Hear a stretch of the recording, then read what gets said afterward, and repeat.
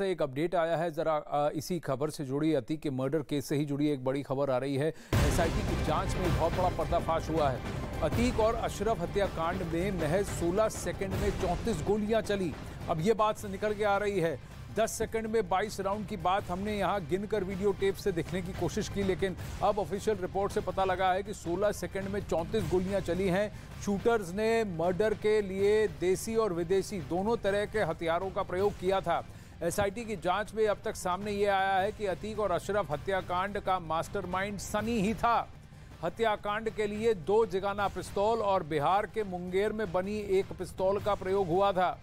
SIT की जांच के मुताबिक सनी ने जगाना से 16, लवलेश ने जगाना पिस्तौल से 13 और अरुण मौर्य ने मुंगेर की पिस्तौल से 3 गोलियां चलाई। तो इस तरह से 16 जमा 13 जमा 3, इस तरह से वो कह रहे हैं कि कम से कम 34 राउंड चले हैं। हालांकि ये अब मिला के 32 गोलियों का आकलन होता है। पूछताछ में आरोपियों ने एसआईटी से कहा कि वो लॉरेंस बिश्नोई बनना चाहते थे, सिद्धू मूसेवाला की हत्या देखकर अपना नाम कमाना चाहते थे। अब एसआईटी दोबारा प्रतापगढ़ जेल जाकर उनसे पूछताछ करने वाली है।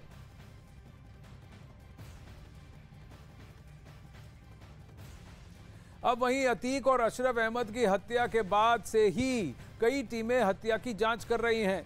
इसी बीच एसआईटी जांच में एक बहुत बड़ा पर्दाफाश हुआ है। बताया जा रहा है कि हत्याकांड का मास्टरमाइंड सनी है। अतीक और अशरफ की हत्या के दौरान सिर्फ 16 सेकंड में कुल 34 गोलियां चली थी। दोनों की हत्या में 2 जिगाना पिस्तौल और मुंगेर में बनी एक पिस्तौल का प्रयोग हुआ था। उस दौरान सनी के जिगाना पिस्तौल से 16 गोलियां चलाई गई थी, ये बताया जा रहा है।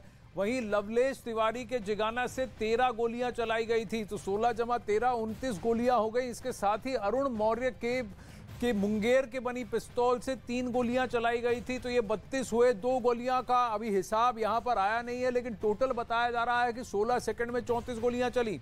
दावा यह है कि सभी आरोपी लॉरेंस बिश्नोई जैसे गैंगस्टर बनना चाहते थे। प्रधानमंत्री मोदी ने केरल के लिए पहली वंदे भारत ट्रेन को दिखाई हरी झंडी। 3200 करोड़ से अधिक की परियोजनाओं का भी किया शिलान्यास। शाम को दमन में पीएम का रोड शो।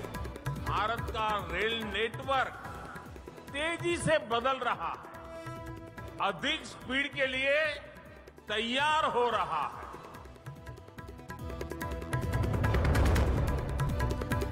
कर्नाटक में आज भी बीजेपी का ताबड़तोड़ प्रचार अभियान। अमित शाह की 2 रैली और रोड शो। बागलकोट में कांग्रेस पर बोला हमला। कांग्रेस पार्टी कहती है पीएफआई पर बैन लगाने की जरूरत नहीं थी।